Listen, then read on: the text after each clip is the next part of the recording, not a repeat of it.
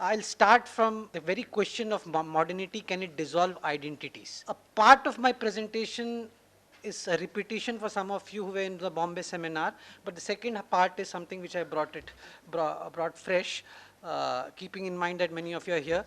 So basically this is part of, what I'm going to present is part of this book, which has just been published, and two of the senior colleagues here, Professor Brown and Dr. Anand Teltumbe, have also given the endorsement to this book. So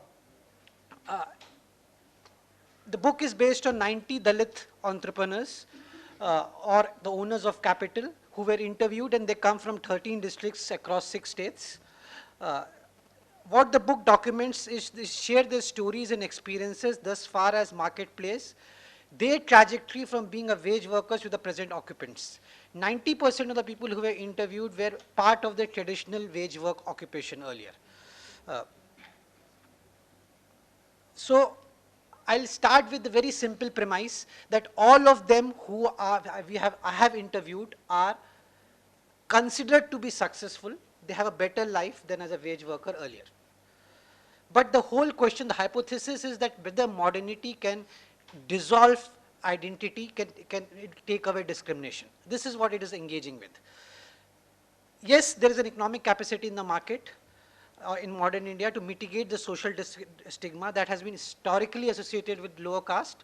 They were the part of the market, but what this book claims is that they were all included in the market at very adverse terms. When I say at adverse terms, I can elaborate if there are some specific questions, is that they are the same quality and quantity of good, they're getting lower returns. But why does this happen? Because what this book proposes is an intersectionality thesis drawn from the feminist literature, but it talks about intersectionality in terms of state, market, and civil society. It says that caste permeates 3 institutions, state, market, and civil society, and which leads to certain kind of discrimination and unfavorable inclusion. So what does this mean? What is the role of caste in markets? If you see this on the chart, so in the market, caste is able to regulate the supply, it is able to regulate competition, it provides credit, caste becomes the basis of your entry in the market, it controls the supply of labor, it represents occupational group to the state. Similarly, in the realm of the state, when the state is active, in form of an active state, the caste as represents to woo the state. On times it persuades the state to be a dormant state where it repels the state regulation. On times there is no state, where instead of state, the social structure regulates. The caste, informal institutions regulate the market. Civil society is an arena where the ideological underpinning of caste is unfolded, but most critically, it ensures there's an overlap between state, market, and civil society. This is what happens in the civil society. It is a site, most importantly, of violence, or at least threatening that the things can go violent. So the book claims that discrimination and unfavorable inclusion in the market is at the intersection of state, market, and civil society. When this claims this, it means there's a conceptual shift which the book is making, that there are no rigid boundaries between state, market, and civil society. It argues in favor of blurred boundaries. And more importantly, this particular space, which we call the intersection, has its own norms, has its own rules, which are different from the rationalities of the state and rationalities of the market. It has its own informal mechanism to govern.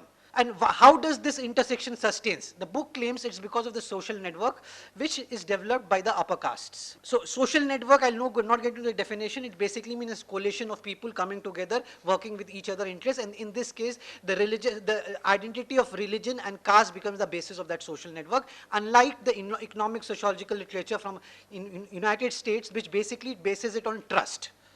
Trust is a factor here, but the trust emanates from your caste location. And that is the basis of discrimination also. It has 3 components. There's the social network. I'll just want to outline that if you see the book, everything which I'm saying here is a discussion which emanates from the narratives of the Dalit entrepreneurs. There's nothing which I'm saying on my own.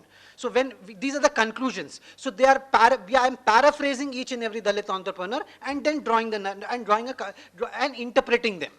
So the first is the normative dimension. The normative aspect of social network consists of unsaid rules and norms observed. These underpinnings of these unsaid rules are based on social discrimination, and there is a sense of entitlement that somebody is for serving and somebody has to be served. For instance, just you see this particular statement from an entrepreneur, which basically tells the officer tells the worker that you are not fit for doing this kind of job. You do what you were traditionally doing, and because if you come into some other business, you will lose all money. Similarly, if this particular chart shows that the blockages and the bottlenecks which were created by the employers for their own workers who wanted to become entrepreneurs. Because I mentioned earlier that most of them were in their caste profession, from there they graduated to something similar, like being a leather factory worker or being working in a sanitary shop. The second is second component of this network is the structural dimension. Structural dimension means the strength of the unsaid exclusionary codes of behavior is demonstrated when upper caste entrepreneurs are willing to overlook the internal differences to maintain a joint front against the Dalit PS. Very simply saying, when the Dalit develops a network in the market, it is a one-to-one network with the upper caste. Whereas when an upper caste develops a network, is a multi-dimensional network, and there can be repeated games. In my sample, most of the time it was a one-time affair. But when the upper caste developed that network, it was a repeated game on multi-dimensional fronts. This is the structural dimension. The third is the resource dimension. In this statement, it shows that a brick kiln owner for Pune does not get the required informal credit, which is most important for doing business, and even if when they get the credit, they get at the higher interest rate. In the second statement, it shows that there is a practice in the labor market that when somebody gets a big order, the laborers are freed by other factory owners. But the Dalit says that he is never able to get that, and instead he has to get laborers at the higher rate.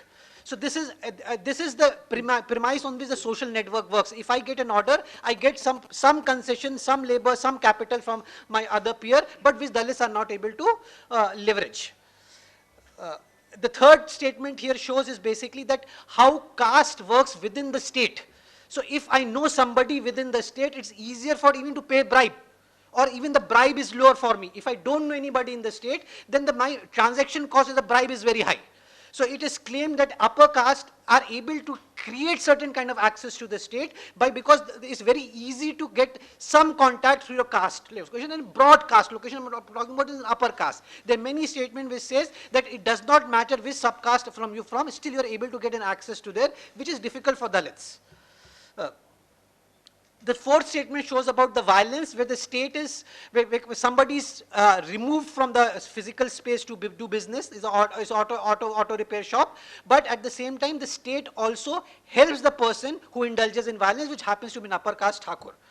So the critical feature of caste-based social network is it has an exclusionary role, it is coercive and manipulative, and it has some kind of collectivization where individual is able to draw on the group and the group draws on the individual. So both reinforce each other. Last is what this book argues, that it sees caste as a civil society. I'm really sorry, I'm rushing very fast because I'm not sure whether I'm able to complete in time. But the book proposes a thesis of seeing caste as a civil society. Why civil society? It argues for taking the debate on civil society back to the traditional theorist.